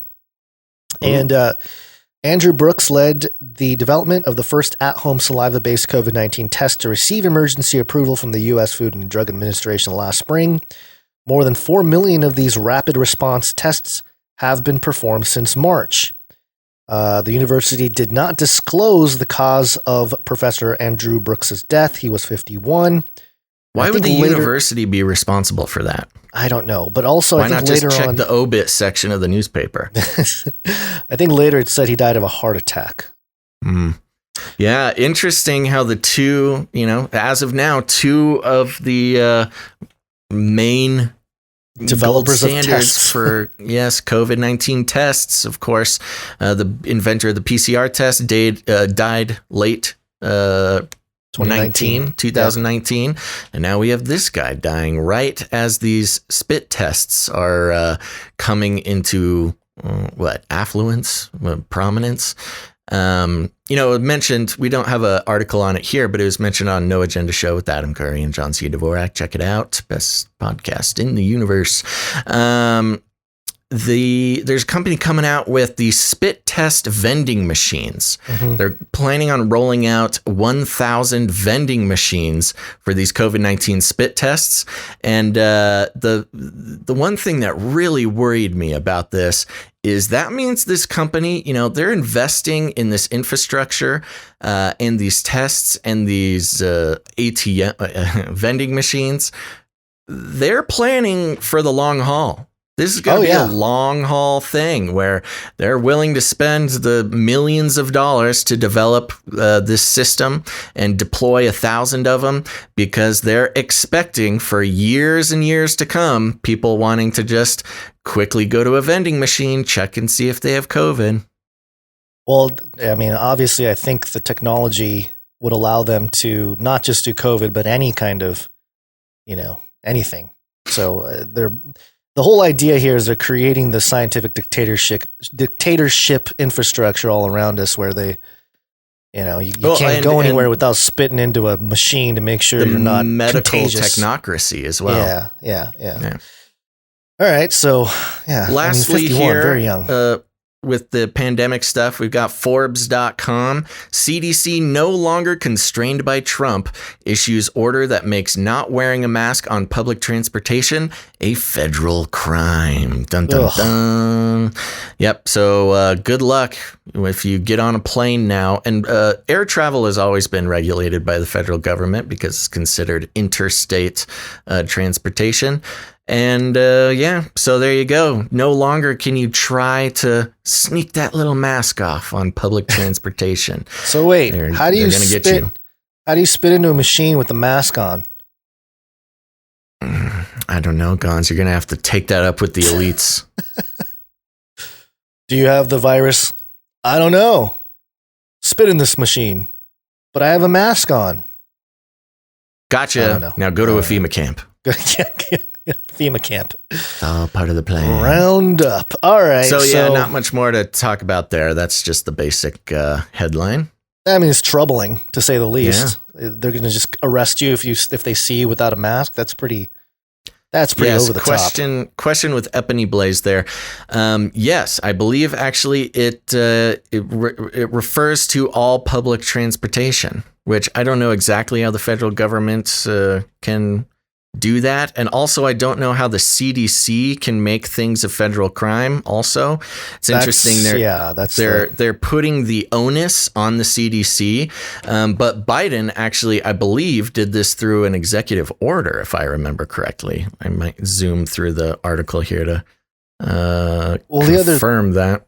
The other thing that's interesting is that, they always called Trump the totalitarian dictator, but now they're like, thanks to not having Trump, we can now make it a federal crime to do something as silly as not wear a mask in public. Yeah. Thank you, Biden, for getting rid of that evil dictator and for forcing us to do something like a good Democratic president. Yeah. Yeah. I think listening to some other commentary, people were very concerned that the CDC can just step in. People were, we didn't vote for the CDC to do any of this, and the federal, it goes to show the federal government in general are just puppets. They really don't have a lot of power. So this order was put out by the CDC, but it says here President Biden issued an executive order on his second day in office directing federal agencies to immediately take action on the issue. So it's a funny chain of command here. Biden signed an executive order to order the CDC to order this draconian mask transportation law. Yeah. Well, there you go. You get on the Fed's list for not wearing your mask. You got to be careful out there, folks. Yeah. I still think I'm going to get a Mandalorian helmet just to walk around in. Yeah, I still want my Buzz Lightyear helmet. Yeah, but then you could see your face. It's clear. I'll get it tinted, gold tinted like the astronauts' helmets. I'll look like a EDM DJ. Okay, so we got a few politic updates to zoom through as well. It's Latin for many. Tick. They'll suck your blood. Politics. Your blood. Jen Psaki, the new press secretary there, likes to circle back to things. I'll circle back if there's more I can share with you. But I'll circle back with you if there's more to convey. I'll have to just circle back with you. We can circle back with you. I'm happy to circle back with you. I can circle back. I will have to circle back on that one. That's an excellent question. Oh, such an important question. We will circle back with you, and we'll circle back with you. It's an interesting question, but we'll circle back. I'm happy to circle back, but I'll have to circle back with you on it. It's a good question, but we'll circle back with you on this today. We will certainly circle back with you more directly. I hate to disappoint you, but I will have to circle back with you on that as well. Wow. There is no beginning. There is no end, because it's a circle. Yeah, you know, there's a lot of people making comparisons to Trump's press secretary, and what's this woman's name? Psaki? Yeah, Jen Psaki. And what was Trump's? I forget now. McEnany. Yeah. Kayleigh McEnany, I believe. Kayleigh. Yeah, there's a lot of people making comparisons to Kayleigh McEnany, who's a good-looking blonde, to Biden's Psaki, who's not a bad-looking woman, but does not fit the Trump pick there. But you know, it's not really about the looks in this case. McEnany was an extremely talented orator during her press briefings. Yeah, And when she was pressed on something she didn't know, she was very good with. She had an answer for everything. She almost never didn't know anything. Yeah, she had her gigantic binder that she had every piece of information, and she could flip around. She was masterful in that press secretary gig. Now we gotta give Psaki a little bit of a break. It's only like her second week doing it, but yeah, too much circling back. Seems like her whole job is to circle back. And there was one where J. Denver Airport artist Ouroboros circling back, eating its own tail. But also, there was one, we don't have the clip here, but there's one where gets asked a question and she's literally sitting there flipping through. She's not saying anything. She's just, wait, hold on. And she's flipping through her notebook and then she eventually can't find it. Yeah. Yeah.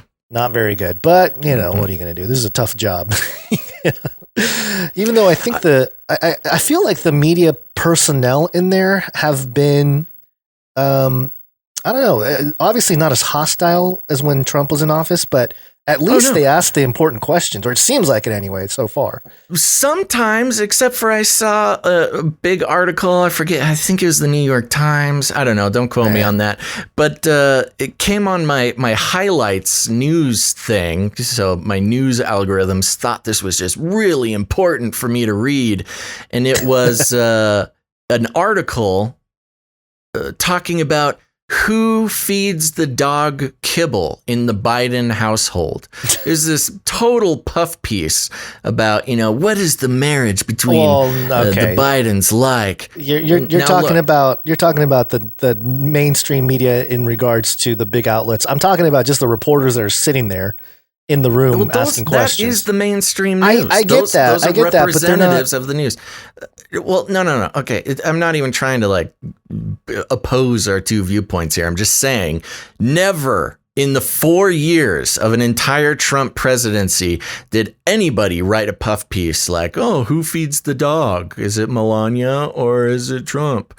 You know, never had anything as puffy as that come out. Of course, about the Trumps. And of course, now we gotta build it. We gotta idolize the Biden marriage. We've got to remind everybody that they're dog people. So that means they're good people, apparently. And it's just sickening. Yeah. Well, I mean, it really does feel like what it was like before Trump got into office. I saw a lot of that with Obama too. Just a lot of, you know, stuff that doesn't matter. Yeah, it was the puff piece stuff. Yeah, puff piece. Yeah, but no puff pieces for Trump. But for Democrats, we can't have anything of substance. Well, this next story is pretty alarming as well. This is from HuffPost.com. Report details sexual misconduct allegations against Lincoln Project co-founder. Republican campaign advisor John Weaver tried to exploit his position for sexual favors, according to the New York Times report. And Weaver, a former presidential campaign advisor to the late Senator John McCain and former Ohio Governor John Kasich, has become a prominent voice in the small yet vocal prominent anti-Trump conservatives in recent years. Steve Schmidt, a fellow co-founder and public face of the Lincoln Project, said in an interview with the Times that the group was outraged and horrified to learn of Weaver's behavior. In a statement Sunday, the Lincoln Project called Weaver, quote, a predator, a liar, and an abuser who targeted his accusers with predatory and deplorable behavior. And the reason why a lot of people are up in arms about this is because the Lincoln Project was really, really pushed hard by Twitter to, make timelines and trend topics and stuff like that, because it was, the Republicans against Trump. And allegedly there's some evidence out there. This article does not cover this because it's HuffPost. But there's evidence out there that the other guy, the co-founder guy, I think it's Steve Schmidt, had known about the actions of this guy Weaver, well before, like months before, and they obviously covered it up, didn't say anything. And now that it's out, now that it's public, he's like, oh, it's deplorable behavior, predatory. And so they're just calling out the whole thing. Like, you guys are a bunch of liars. Well, it was a situation where the Lincoln Project was it was working for the Democrat establishment. Right. They were carrying out their bidding, pushing to get Trump out. And so, they didn't want to whip their obedient dog. But now that that's all over, it's free reign. They're still Republicans. They're still the enemy. Take them down. Yeah. And this, according to @RealMW McKinney, said the Lincoln Project raised $4.8 million between November 24th and December 16th, hyping the Georgia Senate runoff elections. Since then, it has spent $1.1 million on independent expenditures in those races and paid Steve Schmidt $1.5 million. And so, that's a good amount of money. That's sad. Screech has passed away. Oh. Screech, did you ever watch Saved by the Bell? No. Yeah. Not movie. I'm sorry. TV show. You might be too young to I don't have a lot Saved by of the connection to Saved by the Bell.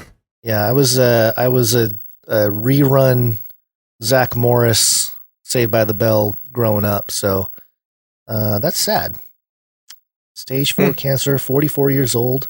Oh, lots of fours there. 44 years old, stage 4 cancer. Bummer. Very too sad. young. Yeah, very young. Okay, a couple more stories here from the Politique. Oh, another paywall. This one from Bloomberg.com. UK expects 300,000 people to leave Hong Kong, move to Britain. Yeah, this was interesting. Just a little background here. Prime Minister Boris Johnson estimates 300,000 Hong Kong citizens will take advantage of a new visa route to leave the former British colony and settle in the UK, despite nearly 3 million people being eligible. The new procedure honors the profound ties of history and friendship, yada, yada, yada. The route, which opens on Sunday, was offered after the UK said China's imposition of a national security law breached the terms of the joint agreement made between the two nations when Hong Kong was handed over to Beijing's control in 1997. Between 123,000 and 153,700 British national overseas status holders and their dependents are expected to use the route to the UK in the first year, rising between 258,000 and 322,000 over 5 years, according to Home Office estimates. The visa fee, So, this actually was announced last year, I believe, and partly in response to all the Hong Kong unrest. But did you see the story that Hong Kong is taking people's passports? That was the other part of the discussion with this, is that China's not going to be very friendly to those who are trying to leave. No, if they have any reason at all, any way to do it, they are taking people's passports to keep them from leaving Hong Kong for this sort of life raft that the UK has extended.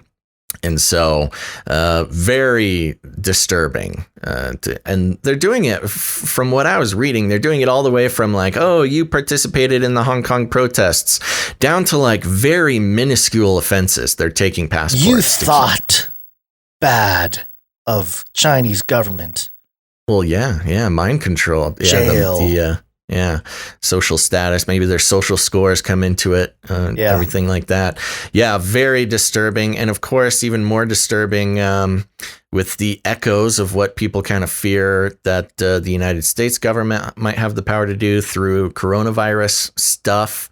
And of course, do we have a story about it? The Canada thing? No, we didn't. I didn't put it in there, but yeah. Oh, well, we might grab an official story, but yeah, Canada, I think it was Justin Trudeau just came out and said basically they're forcing Canadians to fly back to Canada if you're overseas.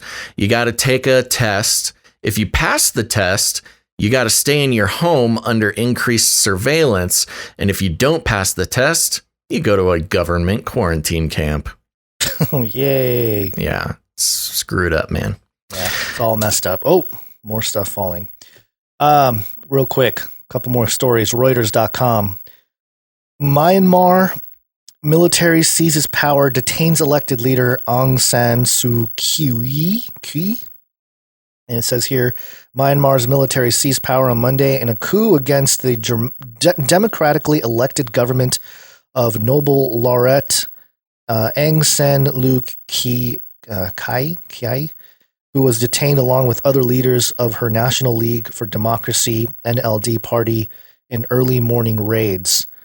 The army said it had carried out the detentions in response to election fraud, handing power to military chief general Min Aung Hlaing and imposing a state of emergency for 1 year, according to the statement. Suu Kyi's party said she had called on people to protest against the military takeover, quoting comments it said had been written in anticipation of a coup. So this was basically what QAnons were calling for in the United States. That's the reason why did it in Myanmar. That's why I actually included this story, is because this is an example of what it's almost like what could have been with with the QAnon stuff, but then just even more overreach and actually, the military taking over the leadership. So yeah. Pretty intense, and this is I think a country of about 50 million. So it's a little bit of a smaller country, but we see this stuff. The reason why I wanted to mention it and point it out is because just keeping an eye on what happens around the world, because obviously a lot of American listeners, and we tend to think that this kind of thing can't happen here, but the more it happens around the world, the more likely it is that eventually it's going to come to the US too. So just a fair warning. And speaking of QAnon, we got one more story here from CNN.com. Former QAnon supporter to Cooper. This was fun. This is really fun. I apologize for thinking you ate babies. Do you want me to play the clip here? Just play the clip. It's a minute and a half, but yes, this is a quote unquote ex QAnoner talking with Shepard Smith. Sorry, Anderson Cooper. Did you at the time believe that high-level Democrats and celebrities were worshiping Satan, drinking the blood of children? Anderson, I thought you did that. And I would like to apologize for that right now. So I apologize for thinking that you ate babies. But yeah, 100%. You actually believe that I was drinking the blood of children? Yes, I did. Was it something about me that made you think that? It's because Q specifically mentioned you, and he mentioned you very early on. He mentioned you by name, and from there, the music. He also talked about, for example, your family. But yeah, and I'm gonna be honest, people still talk about that to this day. There were posts about that just 4 days ago. So some people thought you were a robot. You really believed this? I didn't just believe that. I, at one He's stage, asked the same question 3 times. QAnon was part of military intelligence, which is what he says. But on top of that the people behind them were actually a group of fifth dimensional, intradimensional, extraterrestrial, bipedal bird aliens called blue avians. I was so far down in this conspiracy black hole that I was essentially picking and choosing whatever narrative that I wanted to believe in. You actually believe that? Look, I don't know whether Anderson Cooper drinks baby blood or not. All I'm saying is he didn't deny it. He did not say on air that I do not drink baby blood. No, it was more like, why did you believe that? I'm not saying that Anderson Cooper eats babies. I'm just pointing out he did not deny that he eats babies. He had the chance, but he was just kept going back to, you actually believe that? You actually believe that? Did you really believe that? Yes, and yes, I did, Anderson Cooper, says the ex-QAnon man. I just thought this was crazy. Crazy in the fact of, Q was just a weird little side thing going on 4chan 5 years ago, and now Anderson Cooper on CNN is talking to an ex-QAnoner on national television. That's just a crazy time. He's a Satanist. That's what it appears to be. I didn't say it.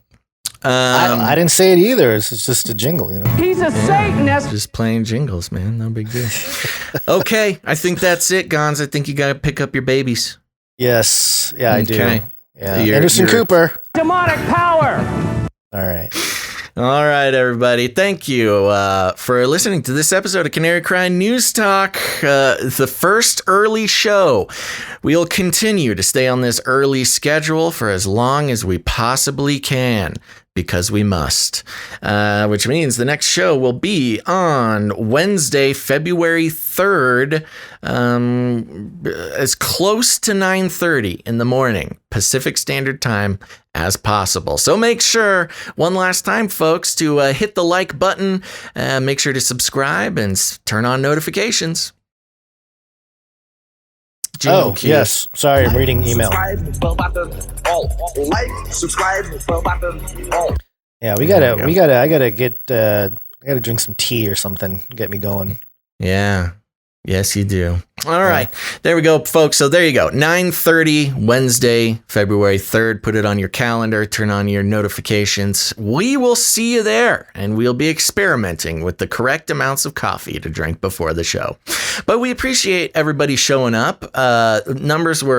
The live numbers were just only slightly low. I thought they were going to be much lower because of, whenever you do a big schedule change like that, it's just hard for people to adjust. So thank you for those of you who adjusted. And also thanks to those who, may not have been able to tune in during the show, during our normal schedule. And we hope that this new schedule helps you out a little bit. And remember, for Wednesday, February 3rd, we'll need some producers to produce the show. That's how this works. We keep doing the show as long as producers keep producing. I want to give a big thank you to today's producers, episode 294, producer Rachel, producer Julie, producer Saul, producer Norcross Ranch, and producer Sigra the Beast, our executive producer for this episode. And again, thanks to Jade Bouncerson and all of our artists. Happy birthday to Allie. That's right. Oh, yes. Very happy birthday to you, Allie. And remember, you can become a producer by heading over to patreon.com/CCNT or head on over to canarycryradio.com/support. canarycryradio.com/support. That's right. canarycryradio.com/support is the place to go to become a producer of the show. Thank you very much. You can also help out the show by leaving ratings and reviews. Very important. Again, it's a practice in harnessing the power of the algorithms to spread the show. And it's an easy and great way to help other people find the show and help spread some analytical thinking, which we all need a little bit more of these days. So you can do that by searching for Canary Cry News Talk on whatever podcast catcher you use and leave a rating and a review. And as always, I want to remind you to follow us on multiple platforms, including the RSS feed. So make sure to search Canary Cry News Talk. If you're not yet an official podcast listener, and by that I mean listening on a podcast audio platform, you should do that because it's, as of now, uncensorable. So that's a good way to make sure you never miss a show. We put out the recorded version of the show same day almost always the same day that we do the live broadcast. Okay, and lastly, if you got friends, you got family, they're all starting to wake up to the fact that the world is not what it seems. Go ahead and share the show with them. You can send it out on your social media or just send a link directly to the ones that you love. We'll be happy to be a part of their waking up. And if you need any other instructions, here's what you do. You walk right up to them, you grab them by the cage, and then you shake it. The end of the world occurred pretty much as we had predicted. I want to shake things up, stir up some controversy, rattle a few cages. Hey, stop that! You'll never silence me. I'm the last angry man, a crusader for the little guy. Leave the bird alone. Never. Rattle a few cages. Rattle a few cages. The human race will have every opportunity to improve. And if they don't? Ask Noah. That's right. Just ask Noah. All right. Any last words, Guns? Oh, no. Thank you for being here. Thank you for waking up, Basil. Mm-hmm. And I will try to have some tea next time to be a little more energetic, I guess. Yahoo. Okay, folks. Remember, be back here on Wednesday the 3rd, somewhere around 9:30 in the morning. And thanks for listening to this episode of Canary Cry News Talk. Make sure to tune in next time. But until then, think outside the cage.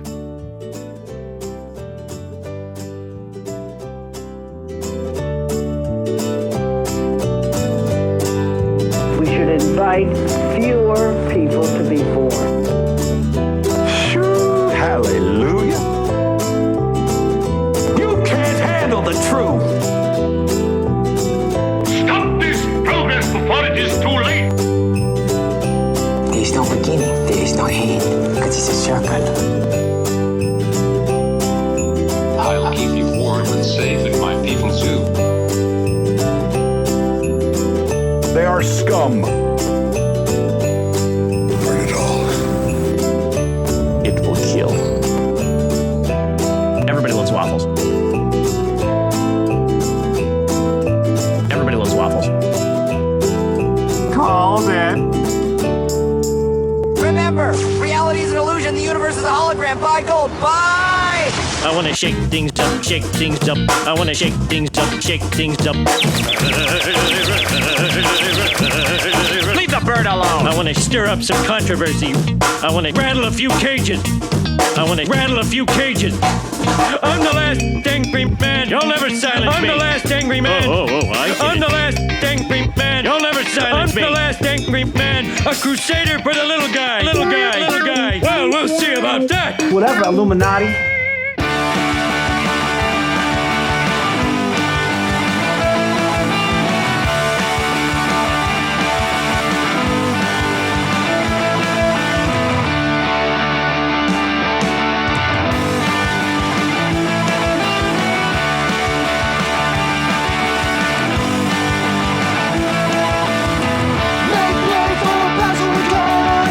As they expose Babylon, there's a line drawn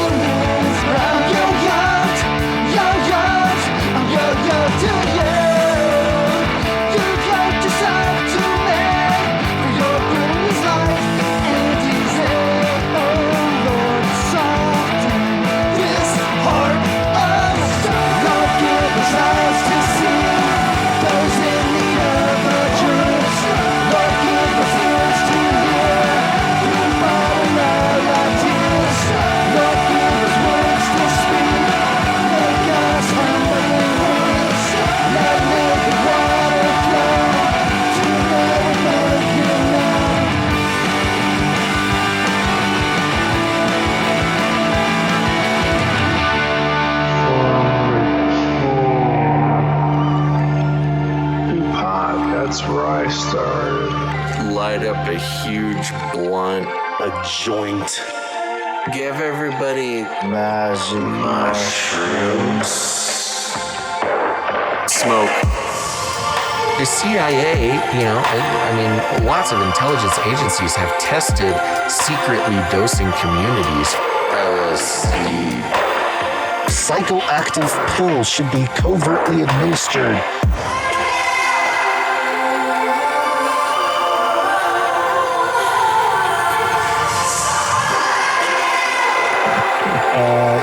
Just put me on some, I don't know. You shot in the butt, fluoride, oxytocin. Get a chemical hug. I did dabble, some of that robot crack. I know what it's like. It's a lethal recipe for disaster. You need help. If you're a pharmacist, you need to repent. Polly. All right, weird. Polly. It's Latin for many. Tick. Tick. Tick. Now suck your blood. Politic. Politic. Politic. Many bloodsuckers. Politician. Politicians are politics. Don't let them drain you all away.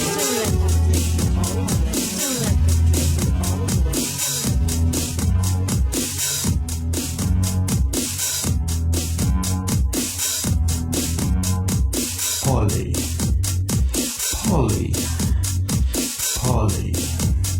It's Latin for many. Tick. Tick. Tick. Now suck your blood. Politic.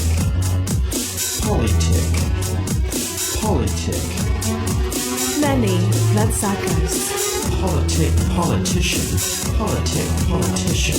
Politicians are politics. Don't let them drain you all the way. Don't let them drain you all the way. Don't let them drain you all the way.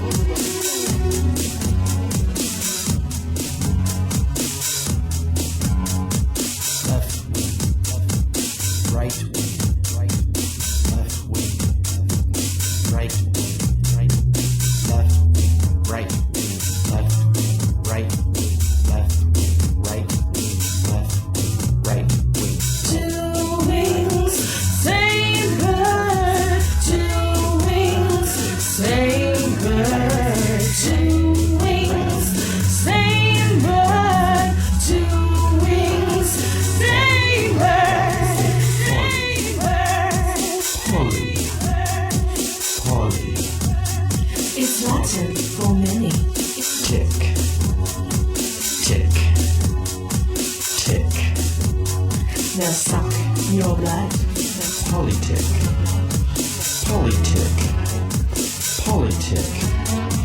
Many bloodsuckers.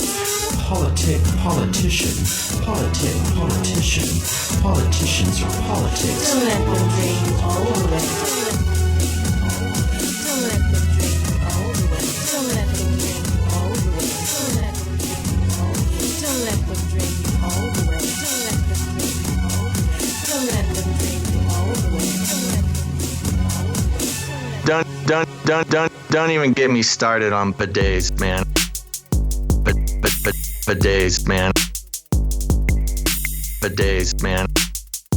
I'm telling you. Don't even get. Robot girls are my boys, all together it's an image. Robot girls are my boys, all together it's an image. Robot girls are my boys, all together it's an image. Robot girls are my boys, all together it's an image. It might seem scary, so frightening. Get ready for it.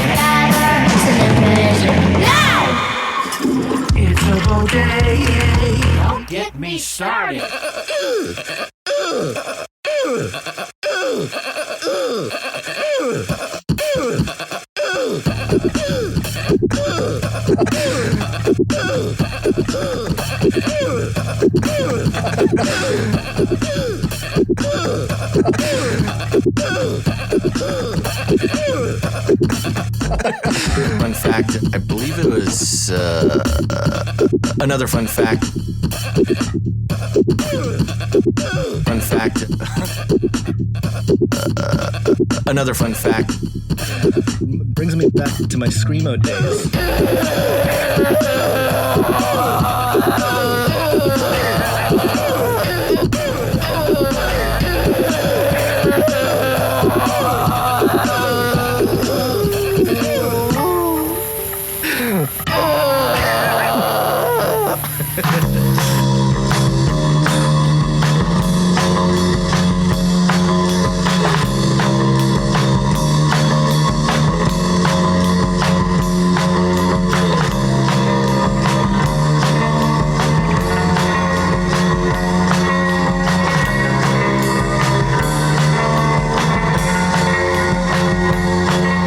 There's nothing to watch on my color TV. None of this news is what I want to see. I try tuning in to my radio. None of this talk is really quite the show for me.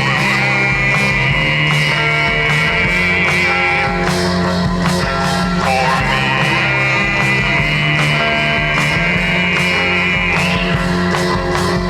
Finding good news is really quite the pain. Gotta find something I ain't got all day. Get on my YouTube, debates like the sun.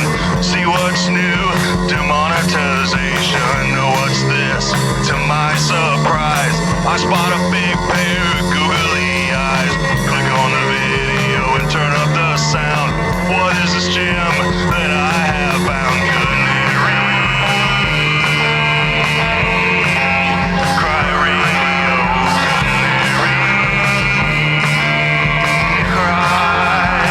News talk canary. Radio canary. Cry.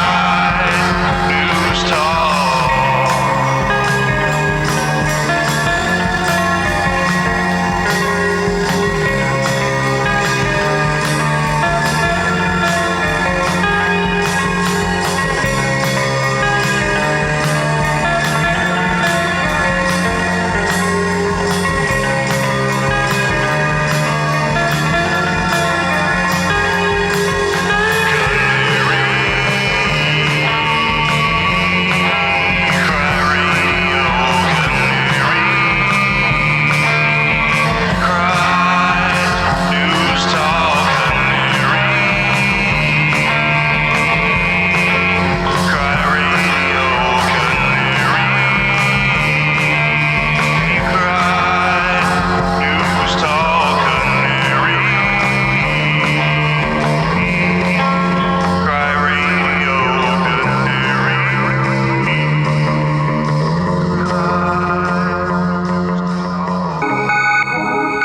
In the future, humans will be confined in a people's zoo. I'll keep you safe and warm in my people's zoo. I'll keep you safe and warm now in my people's zoo. You and you in my people's zoo. I'll keep the cameras on in my people's zoo.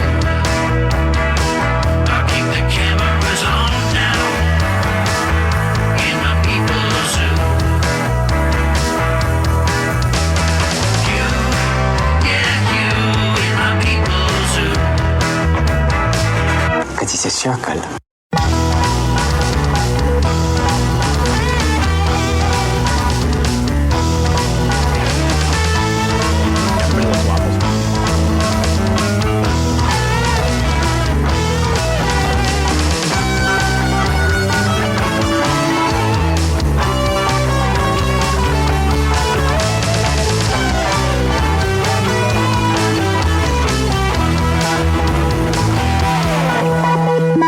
you fat and sassy in my people's zoo. I'll make you fat and sassy in my people's zoo. You, yeah, you, yeah, you, in my people's zoo. There is no beginning, there is no end, because it's a circle. I'll keep you warm and safe in my people's zoo.